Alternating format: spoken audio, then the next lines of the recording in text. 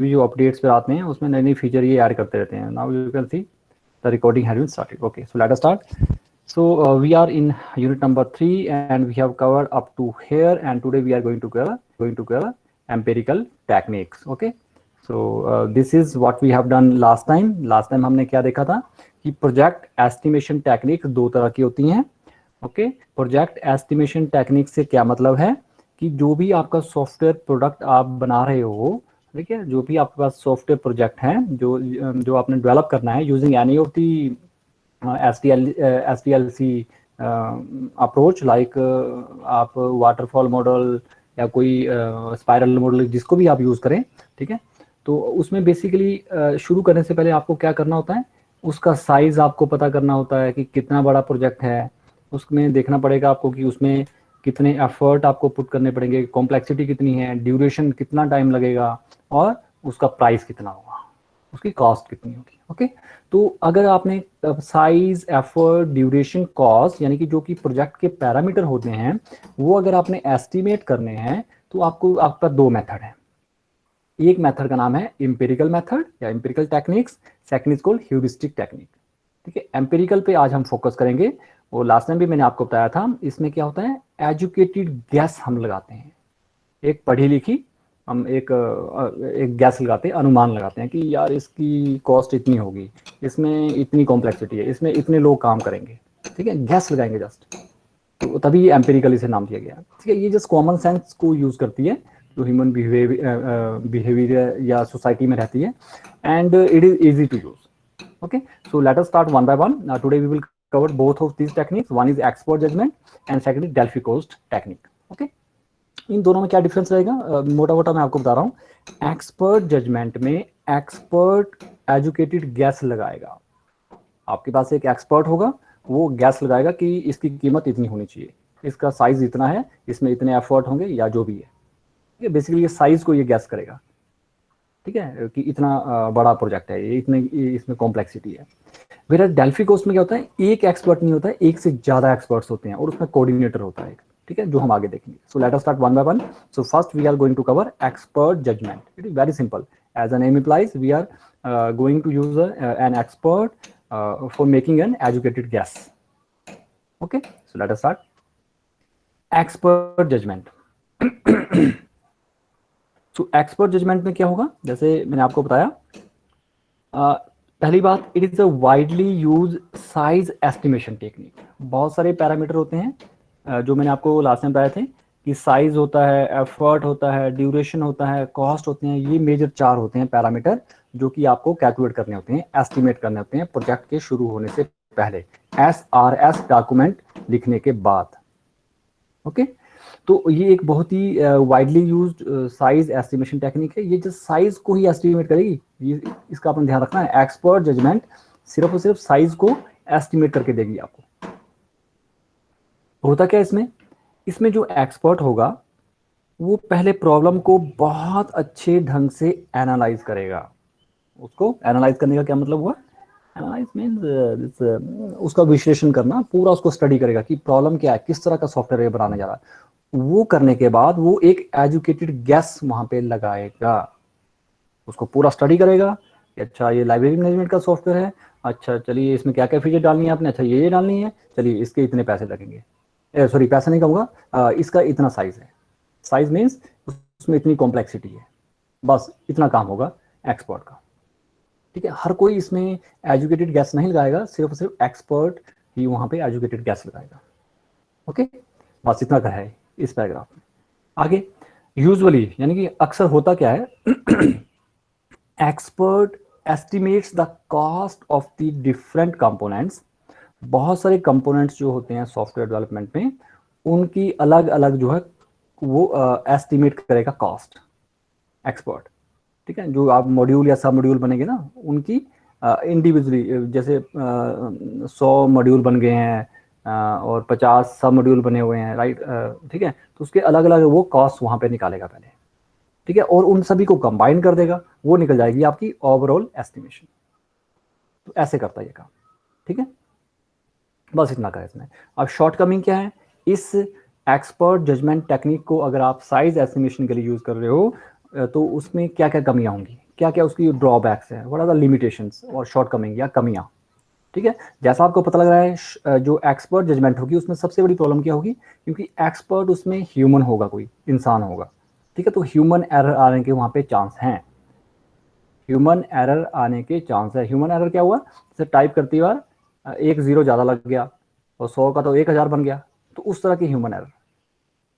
ठीक है, वो तो जस्ट टाइपिंग के लिए हुआ, लेकिन ह्यूमन एरर कुछ और भी हो सकता है, लाइक गलत आपने इंटरप्रेट किया किसी प्रॉब्लम को। ठीक है, या एंड इंडिविजुअल बायस। बायस क्या होता है, बायस होता है पक्षपात करना। जैसे जो एक्सपर्ट है, जो आपने हायर किया हुआ है या आपके पास जो एक्सपर्ट है, उसको आपने कहा कि इस प्रोजेक्ट का साइज आप एस्टिमेट करके दो, तो उसने उसको वहाँ पे पक्षपात किया, जानबूझ के उसको बड़ा बता दिया प्रोजेक्ट को, या जानबूझ के छोटा बता दिया। तो ह्यूमन एरर एंड इंडिविजुअल बायस के यहाँ पे सबसे ज़्यादा चांस हैं। ओके, सेकंड जो इसमें कमी है कि एक्सपर्ट कुछ एक चीज़ों को ओवरलुक कर सकता है। ओवरलुक क्या हुआ, फेल टू नोटिस, उसने देखा ही नहीं, और ये इनएडवर्टेंटली ये कर सकता है, यानी कि देखी अनदेखी भी कर सकता है। जानबूझ के उसने एक चीज़ को देखा ही नहीं और उसको वो वाला फैक्टर इंक्लूड ही नहीं किया, और उसने साइज वहाँ पे निकाल भी दिया। ओके, यहाँ पे अब थोड़ी डिस्टर्बेंस रहेगी भाई। Okay, let me cover it fast. Third is expert may not have relevant experience and knowledge of all aspect of the project। इसमें क्या हुआ कि जो एक्सपर्ट जिसे आप कह रहे हो वो सभी जो एस्पेक्ट्स होंगे, सभी एंगल होंगे उस प्रोजेक्ट के, उसमें एक्सपर्ट नहीं होगा, उसको एक ही एरिया का वहाँ पे एक्सपर्टाइज होगी। ऐसा भी हो सकता है, मे नोट लिखा ना यहाँ पे, मे नोट मीन हो भी सकता है, नहीं भी हो सकता है। ठीक है, तो एक्सपर्ट रियल मायने में वो एक्सपर्ट नहीं है, उसे सिर्फ एक ही एरिया का ही नॉलेज है और उसको आपने एक्सपर्ट बना दिया और उसने उससे आपने साइज एस्टिमेशन ले लिया, तो ये भी एक प्रॉब्लम हो सकती है। तो दीज आर द 3 प्रॉब्लम्स। अगर अगर हम एक ओवरव्यू सा लें expert judgement size estimation technique का, जो कि एम्पेरिकल टेक्निक है, तो उसमें एक ही एक्सपर्ट यूज होता है। अगर हम इस तरह के बहुत सारे एक्सपर्ट्स वहाँ पे इकट्ठा कर लें, तो वो एक refined form of expert judgement लिखेगी होगी, जो कि इससे बेटर होगी। ठीक है, देखिए एक्सपर्ट जजमेंट में एक ही एक्सपर्ट है। अब इससे अच्छी टेक्निक क्या हो सकती है कि हम इस तरह के बहुत सारे एक्सपर्ट्स को इकट्ठा करें, जो कि वहाँ पे बहुत सारी एस्टिमेशन वहाँ पे निकाल के देंगे, उस एस्टिमेशन को हम इकट्ठा करके एक ओवरऑल आपके प्रोजेक्ट के साइज को कैलकुलेट कर सकते हैं। तो ये इसकी एडवांस वर्जन आएगा। तो ये था आपका expert judgement, first method. Second is Delphi cost estimation. As a name implies, it is going to estimate the cost. ठीक है, ओके। तो जो आपकी डेल्फी कॉस्ट एस्टिमेशन टेक्निक है, वो क्या करती है, कुछ एक एक्सपर्ट जजमेंट टेक्निक की जो शॉर्टकमिंग थी, जो हमने यहाँ पे देखी थी, उनको कम करने की कोशिश करती है। ठीक है, this technique tries to overcome some of the shortcoming of expert judgement technique. जो इससे पहले हमने की थी एक्सपर्ट जजमेंट टेक्निक, उसमें जो कमियां थी उसमें से कुछ एक कमियों को ये दूर करने की कोशिश करती है, पहली बात। सेकंड, इसमें होता क्या है, in this technique there is a team. इसमें टीम होगी। ठीक है, उसमें 2 तरह के मेंबर होंगे, एक होंगे बहुत सारे एक्सपर्ट्स और एक होगा उनका कोऑर्डिनेटर। जैसे होता है ना, पूरी क्लास है उसमें एक सीआर है, वैसा होगा वो। पूरी क्लास में जितने स्टूडेंट है वो सारे एक्सपर्ट्स हो गए, वो सीआर हो गया उनका कोऑर्डिनेटर। ओके, तो होगा क्या आगे, कोऑर्डिनेटर क्या करेगा, जो एसआरएस डॉक्यूमेंट है उसकी जो कॉपी होगी वो सभी को एस्टिमेट करने के लिए देगा। ठीक है, और एस्टिमेटर क्या करेंगे, उस एसआरएस डॉक्यूमेंट को स्टडी करेंगे और अपनी अपनी रिपोर्ट कोऑर्डिनेटर को सबमिट करेंगे। ठीक है, आगे क्या होगा, और कोऑर्डिनेटर क्या करेगा, उसकी एक समरी बनाएगा। समरी बनाने के बाद वो सारे रिस्पॉन्सेज को इंक्लूड करेगा जो सभी एस्टिमेटर ने उसे दे रखे हैं। वो साथ ही साथ कुछ एक अनयूजुअल फैक्ट भी हो सकते हैं, let me highlight it, just 1 minute. Unusual fact भी यहाँ पे हो सकते हैं, जिसको वो इंक्लूड करके उस समरी में डालेगा और वापिस डिस्ट्रीब्यूट कर देगा उनको, किसको, एस्टिमेटर को, कि फिर से आप कैलकुलेट करो। और इस समरी को देखते हुए एस्टिमेटर फिर से उसको री एस्टिमेट करेंगे, एक बार फिर से वो उसको एस्टिमेट करेंगे। और ये प्रोसेस चलता रहेगा बहुत सारे राउंड तक, जैसे लूप लगी हो ना वैसे ही यहाँ पे काम करता रहेगा। लेकिन इसमें क्या है मेन चीज, आपस में डिस्कशन नहीं कर सकते हो, नो डिस्कशन इज अलाउड। किस किस के बीच में, जो आपकी एंटायर जो एस्टिमेटर होंगे वो आपस में बातचीत नहीं कर सकते हैं। There is no discussion allowed, individually वो अपना अपना एस्टिमेट निकाल के देंगे। ठीक है, इस तरह से जब बहुत सारे राउंड हो जाते हैं, जब एस्टिमेटर और कोऑर्डिनेटर सेटिस्फाई हो जाते हैं, ठीक है, उसके बाद कोऑर्डिनेटर क्या करेगा, फाइनल एस्टिमेट बना के सबमिट करेगा। तो ये है आपकी डेल्फी कोस्ट टेक्निक। ठीक है, इसमें एडवांटेज क्या है, इसमें एडवांटेज ये है, अगर हम डेल्फी कोस्ट एस्टिमेशन टेक्निक को एक्सपर्ट जजमेंट होगा यहाँ, सॉरी, एक्सपर्ट जजमेंट टेक्निक से अगर हम कंपेयर करें, ठीक है, तो उसमें क्या एक एडवांटेज निकल के आती है कि जो आपकी डेल्फी कोस्ट एस्टिमेशन टेक्निक है, ठीक है, दिस कैन नॉट, इसका जो रिजल्ट होगा वो result can not unjustly B influenced by the senior member. अगर कोई सीनियर मेंबर भी उस टीम में है, ठीक है, तो वो अपना प्रभाव वहाँ पे नहीं डाल सकते, मतलब कि अनजस्टिफाई वहाँ नहीं कर सकते, अन्याय नहीं हो सकता वहाँ पे, अलग वहाँ पे इंडिविजुअली सभी अपना अपना काम कर रहे हैं। तो ये इसकी एक एडवांटेज निकल के आती है। ठीक है, तो इसके अब आपने थोड़ा सा ध्यान देना यहाँ पे, सभी बच्चे यहाँ ध्यान देंगे, मैंने इसकी एक थोड़ा सा यहाँ पे सिमुलेट करके आपको दिखाया हुआ है। तो डेल्फी कोस्ट टेक्निक कैसे काम करती है मैं आपको बता रहा हूँ। इसमें क्या होगा, एक होगा coordinator, okay, this is the coordinator, और उसके पास क्या होगा, SRS डॉक्यूमेंट, SRS डॉक्यूमेंट होगा, और बहुत सारे क्या होंगे, what are these, they are group of experts, बहुत सारे एक्सपर्ट्स होंगे वहां इकट्ठे। तो कोऑर्डिनेटर क्या करेगा, जो SRS कॉपी उसके पास पड़ी हुई है वो पहले स्टेप में इन सभी को डिस्ट्रीब्यूट करेगा ऐसे। अब आपको दिख रहा होगा सभी के पास SRS डॉक्यूमेंट की कॉपी मिल गई है, और ये ग्रुप ऑफ एक्सपर्ट्स क्या करेंगे, अलग अलग काम करेंगे, ये अलग काम करेगा, ये अलग काम करेगा, ये अलग करेगा, सभी अलग अलग काम करेंगे, आपस में discussion is not allowed, independently ये काम करेंगे और अपना अपना एस्टिमेट निकालेगा। ये कहेगा कि इसकी कॉस्ट 1 लाख है, ये कहेगा 2 लाख है, मान लीजिए जस्ट, ये कहेगा नहीं 1.5 लाख है, 1.5, ठीक है, तो ये कुछ और, ये कुछ और, ये आपस में वो अलाउड नहीं है डिस्कशन। और ये कैलकुलेट करने के बाद वो वापिस इस डॉक्यूमेंट को, अपनी समरी को कोऑर्डिनेटर को सबमिट करेंगे ऐसे। ठीक है, तो पहले स्टेप में क्या हुआ, coordinator submit copy of SRS document to each estimator, उसके बाद एस्टिमेटर ने उन कॉपी को क्या किया, अपना अपना एस्टिमेट निकाल के कोऑर्डिनेटर को वापस कर दिया।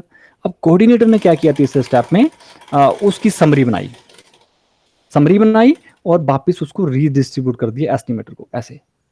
ठीक है, coordinator make a summary and redistribute to each estimator, फिर से निकालो आप, इस तरह से गएगा।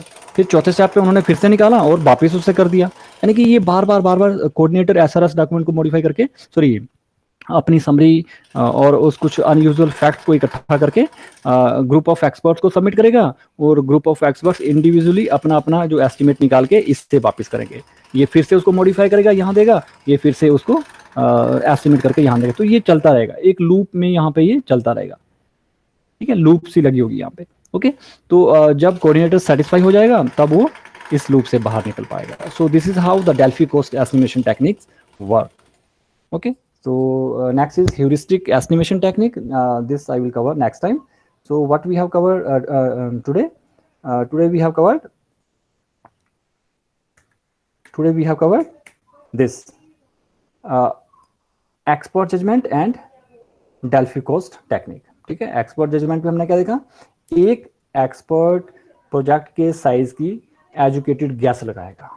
ठीक है, डेल्फी कोस्ट में हमने क्या देखा, एक कोऑर्डिनेटर होगा और बहुत सारे एक्सपर्ट्स होंगे वहां पे, ग्रुप ऑफ एक्सपर्ट्स होंगे। ठीक है, और डेल्फी कोस्ट को मैं फिर से बता रहा हूँ जिन लोगों को नहीं समझ आया। इसमें क्या होगा, SRS जो डॉक्यूमेंट रहता है उसकी कॉपी कोऑर्डिनेटर के पास होती है। वो कोऑर्डिनेटर क्या करेगा, सभी एक्सपर्ट को वो कॉपी दे देगा कि आप इसे स्टडी करिए और इसकी एस्टिमेशन निकाल के मुझे दीजिए।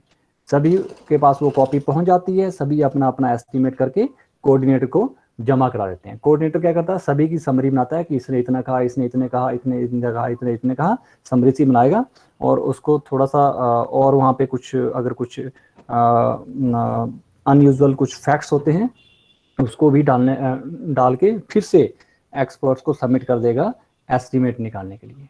और एस्टिमेट सॉरी जो एक्सपर्ट्स होंगे उस एस्टिमेट को फिर से निकालेंगे और फिर से जमा कर देंगे कोऑर्डिनेटर को। कोऑर्डिनेटर फिर से उनको समरी वगैरह बनाएगा, कुछ अनयूजुअल फैक्ट्स को इकट्ठा करके उसमें डालेगा, वो फिर से उसको एक्सपर्ट्स के पास जमा कर देगा कि आप फिर से कैलकुलेट करो। ठीक है, इस तरह से ये लूप चलती रहती है और जब तक ये आपका कोऑर्डिनेटर सेटिस्फाई ना हो जाए, और उसके बाद वो फाइनल समरी वहां पे बना के सबमिट कर देता है। So this is how the Delphi cost technique works. तो आपने देखा था कि डेल्फी कॉस्ट टेक्निक में एक सबसे बड़ी एडवांटेज एक्सपर्ट जजमेंट के ऊपर। इसमें क्या है, जैसे मैंने यहाँ आपको बताया था ये कि इसमें जो डेल्फी कॉस्ट एस्टिमेशन टेक्निक होगी उसका जो रिजल्ट होगा, that result can not unjustly B influenced by the senior member. इसका क्या मतलब हुआ, मान लीजिए ये जैसे ग्रुप ऑफ एक्सपर्ट्स है, यहाँ पे इसमें कोई एक बहुत ही सीनियर पर्सन है, जैसे 15-20 साल से काम कर रहा है, ये लोग नए हैं मान लीजिए, ठीक है, तो ये चाहेगा कि जो मैंने एस्टिमेट निकाला है वही ये फाइनल करे। तो उस तरह का इन्फ्लुएंस यहाँ पे नहीं चलता, ठीक है, क्योंकि सभी अपना अलग अलग काम कर रहे हैं। ठीक है, so this is all about the this empirical technique. ठीक है, एम्पेरिकल टेक्निक हमने कवर कर ली है। Next time we will cover basic COCOMO model and intermediate COCOMO model, ठीक है, जो कि ह्यूरिस्टिक टेक्निक्स हैं। तो लेट मी स्टॉप हियर।